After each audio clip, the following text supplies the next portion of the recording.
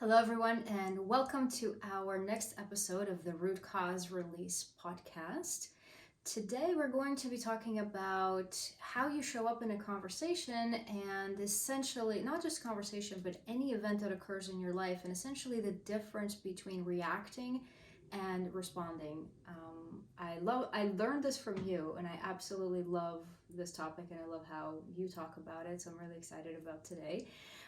But first of all, let's talk about the importance and why is it important to even consider how we are either reacting or responding to a situation or an event, and why would we even care about it?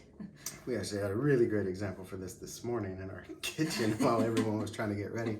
But where I learned the importance of distinguishing between the two of these goes back to when I was 8 years old, and many people have heard the story in different contexts, but to get through it briefly, there was a case where my siblings and I were playing, and my brother and I used to really just roughhouse and just go all out. And my sister's much younger than us, and she was trying to get in the mix, and she was only about a year or so old, and we were trying to keep her off to the side, and she was getting upset about it. So just kind of getting grumpy, and so I tickled her so she would know, everything's all in play and everyone's good, and we're just trying to keep her safe. And she started laughing so much she squealed. My dad, who was known to be quite the heavy drinker, happened to be home for probably only one of the 3 times that year, and heard the squeal, automatically reacts, assumes she's in pain or whatever, and she was the light of his life. So he comes blowing into the door and doesn't ask questions, doesn't do anything, just picks me out of the three of us and starts swinging. And a whole lot of other things happened through that night. And that's the night when I had my first suicidal thought at 8 years old. So all because he came in all through reaction. Reaction is all emotion based. Response is logic based. And we'll talk about it more through this. But if he would have come in and from a response energy, looking for what was going on, calculating, thinking logically, could have drastically, I would be willing to bet 100% of everything I have on the fact it would have completely sent me down a different path.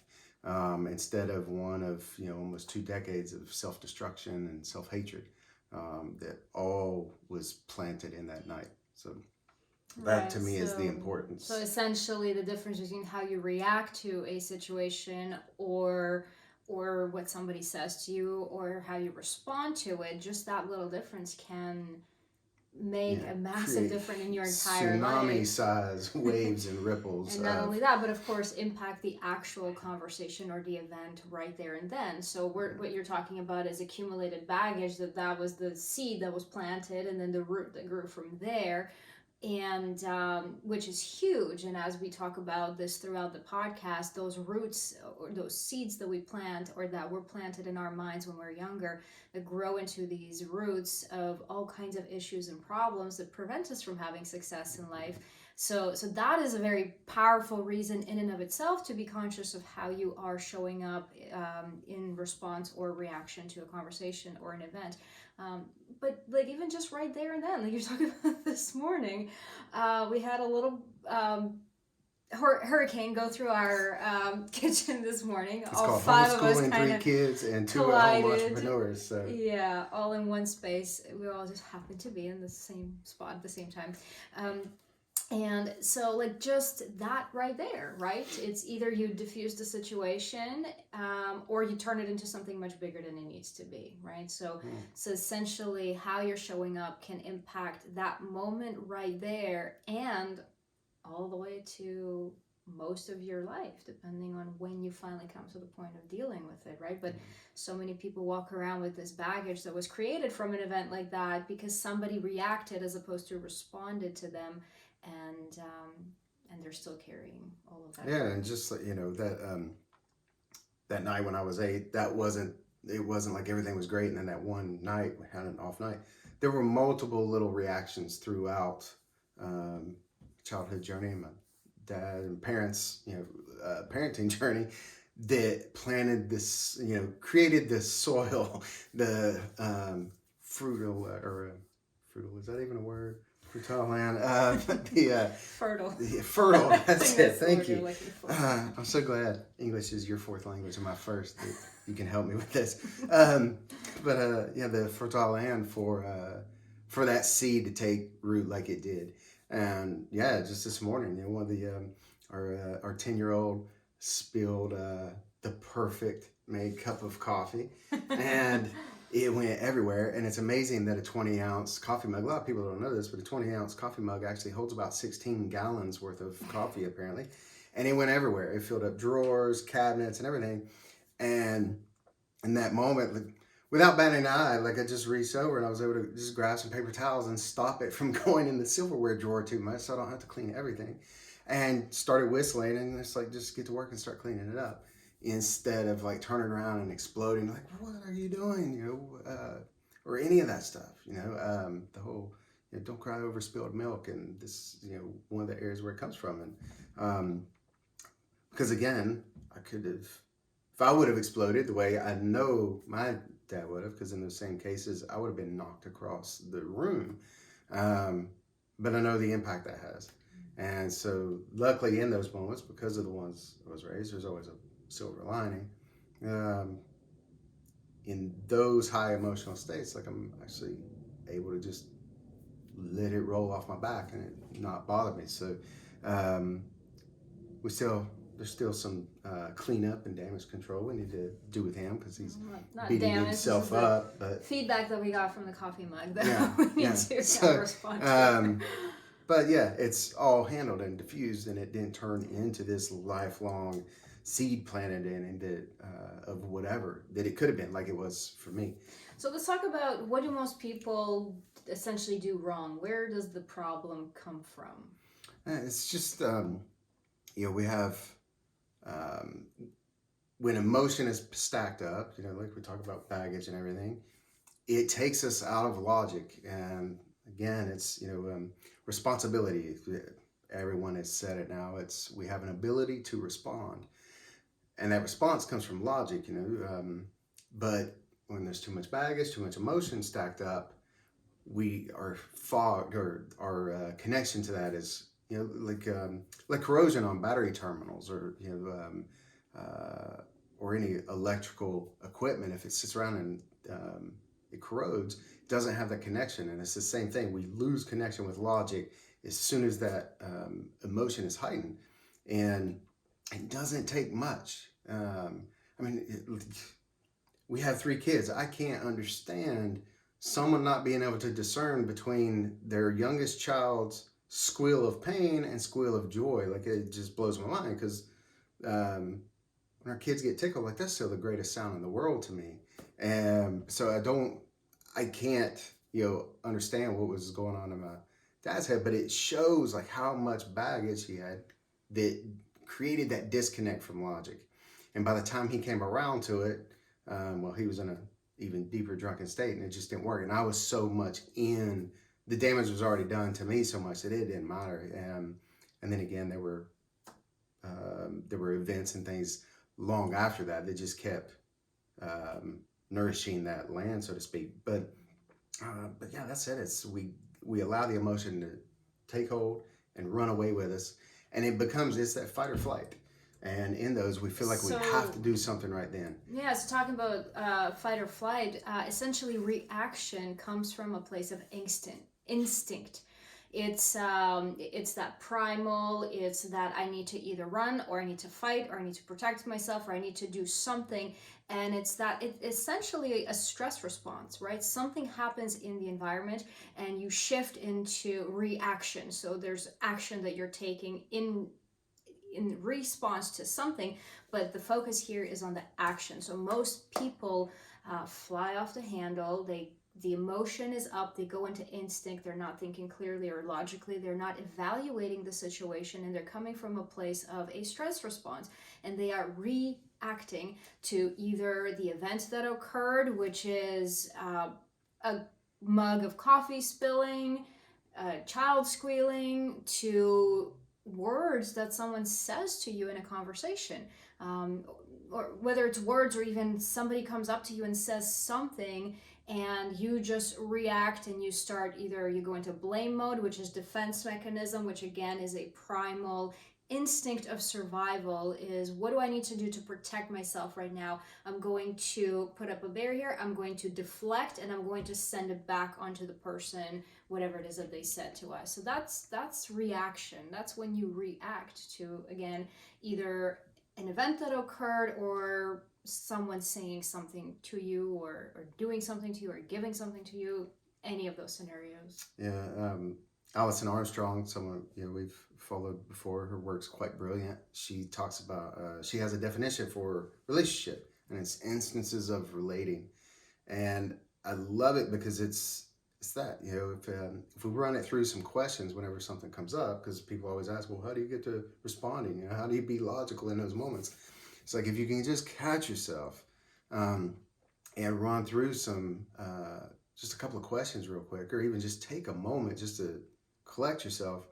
But what we do is we run it through, oh, well, this person always does this. They did it intentionally, and go after it. Like I had so many teachers who would see my transcripts, like in the home I grew up in. I just didn't feel safe. I didn't feel like there was a point in existing. I stopped trying in school. I went from A honor roll to all F's and a couple of D's. And people saw those transcripts, instead of responding, looking logically, like, wow, what's the big drastic difference here? It went from like a 3 point something to like 0.05 or whatever it was, or a 1.1 or something. I think it was actually. They just responded. It's like, oh, usually when we see a kid with these grades, they're lost hope. And that's what it became until finally my second senior year. There was a teacher who actually looked at it logically, and he was like, and just saw it's like, here's a person that's got some stuff going on. And completely, again, much like the impact my dad did, Coach Calderon had an impact that sent me the other way and actually literally saved my life.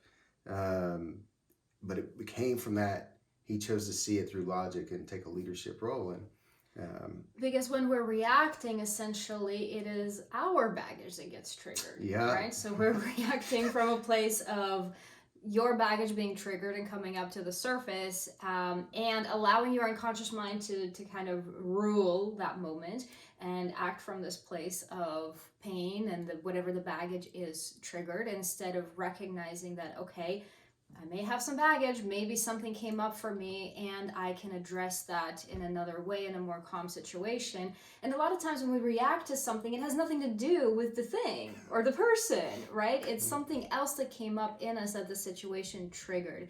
So let's talk about the root cause of success. How can you be more successful when it comes to responding, I guess? It's, well, one of the greatest leadership mentors I had, and I met him through actually other mentors I had, and he had taught everybody this, and he was the guy. He became principal, was brought into the worst schools to turn them around. Kind of like that movie Stand By Me, Morgan Freeman's character, and it's a true story. I can't remember his name in the movie now, Joe something, but it was that type of thing. Like they would bring him into a school that they were like, it's basically a prison because it's all future juvenile delinquents. He would go in, see it differently, and correct it, and put the school not only on the map, but actually make it one of the top schools in the district or maybe even the state. And it all came from his leadership and his ability. He told me, he's like, the best thing I could ever do, and that I did differently than everyone else who had led his schools. He's like, that a decision would come up, and I would give myself 24 hours before I was allowed to make the decision. He said that way all emotion, all stress, all headache had, just diffused enough. He's like, and then I could make it come back from a place of logic.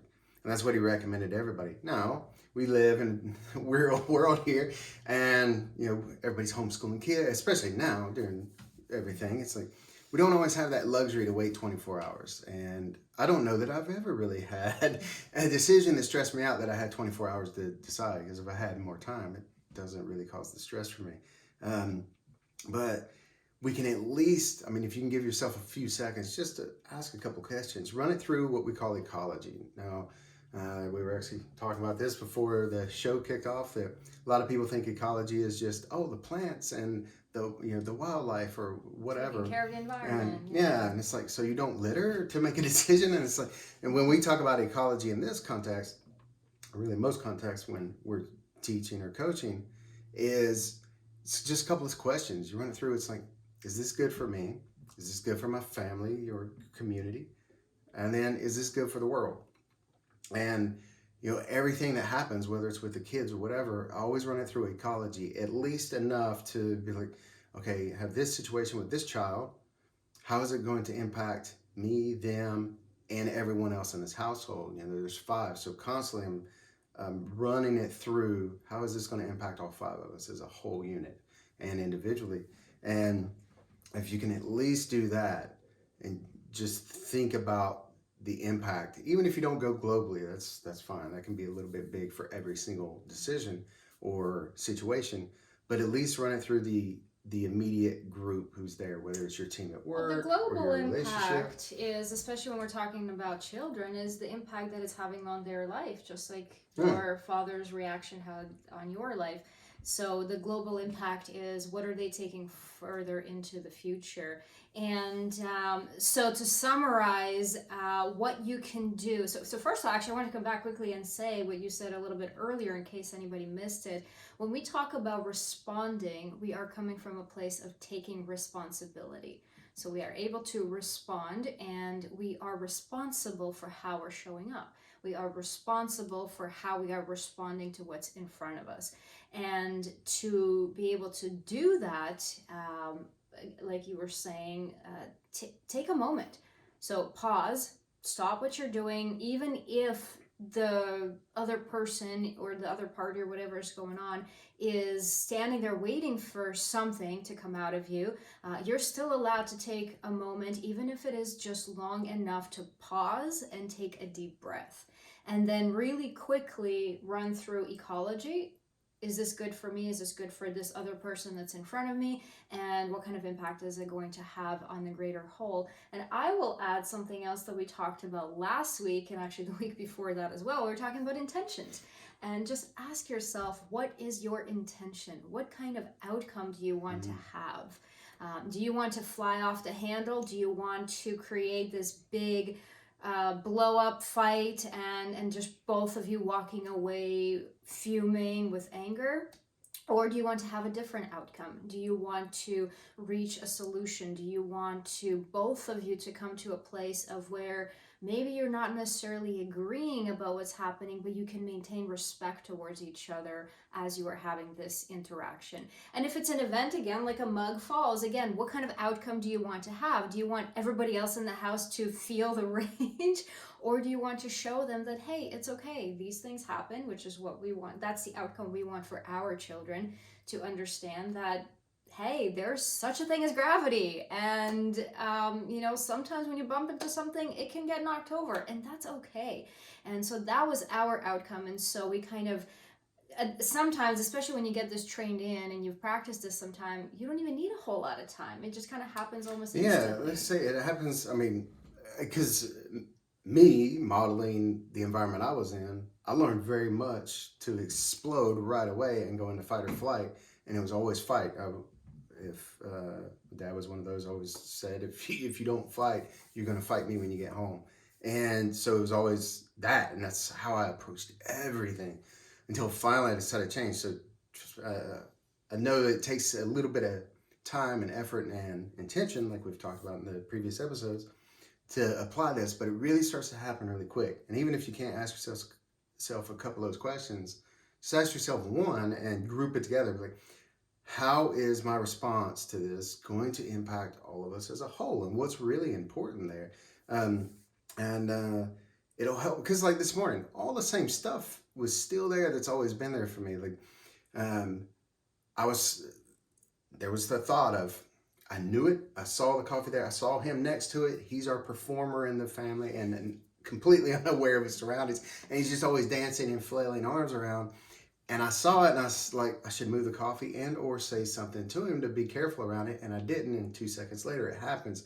So and that's what most of that is, like you were talking about earlier. It's that projection of when our emotion comes up, it's not what the person did, it's just what it reflects in us. And it shows us just like that. It's like, I didn't parent as well as I should have, or, whatever it is. And it sets us off. And that's where the emotion actually gets triggered because we see ourselves as a failure or whatever it is. Or you're letting your mind run away with the With thought train of like, yeah. oh my God, everything that's going to come from this, and I'm not going to get my coffee, and I'm going to have to redo it, I'm going to have to spend more time, and this, and it's like you're creating this whole snowball effect that is completely unnecessary and actually takes more energy than to just take a moment, be present. It's got to be cleaned up anyway. Yeah. And what's more important? I mean, granted, coffee is important, and it was the perfect cup of coffee.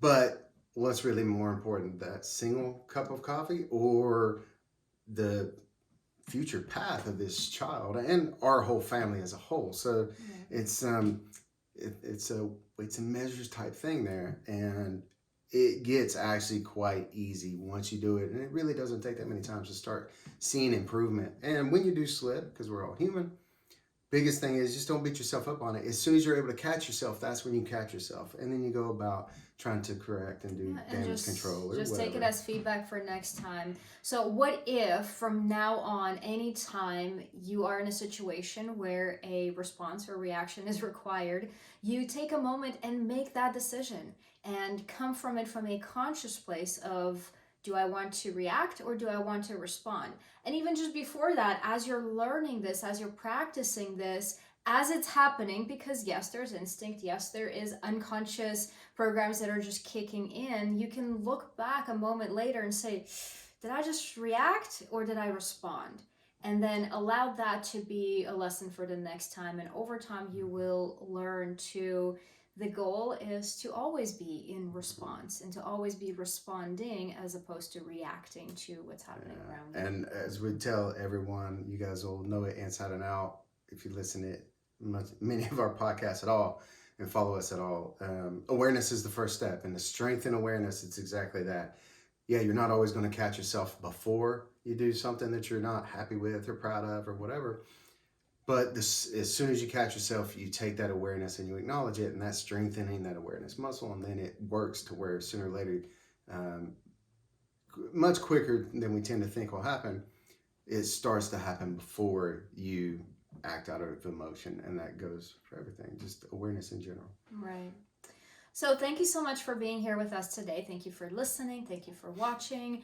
And this is one very important root cause of success. This is something that you can plant in your mind right now and allow it to grow and take root and really shift the rest of your life. Think of the relationships that you're going to save. Think of the different situations that will turn out differently than they could be or maybe right now are. And just think of the impact that you'll have on the world when people see you coming from that place and suddenly you become somebody that is admired because like, wow, look at him. He just has this coolness about him and he handles things differently. So that's where it comes from. So again, thank you so much for being here. Thank you for listening. And we are very excited to hear from you. We love hearing from you. We love any feedback that you have, any questions or comments. If there's anything you would like for us to go a little bit deeper into, we are absolutely happy to do that. And any other topics that you would like for us to cover, make sure to let us know either in the comments below or send us an email or reach out to us on social media or any other way, that many different avenues that are out there. Yeah, absolutely. Especially if it's one of our listeners' requests, we try to bump that up the list and get it covered. We love hearing from you guys. Thank you so much. We've loved the feedback so far. It's been great. And we look forward to building this with you along the way. We'll see you next time.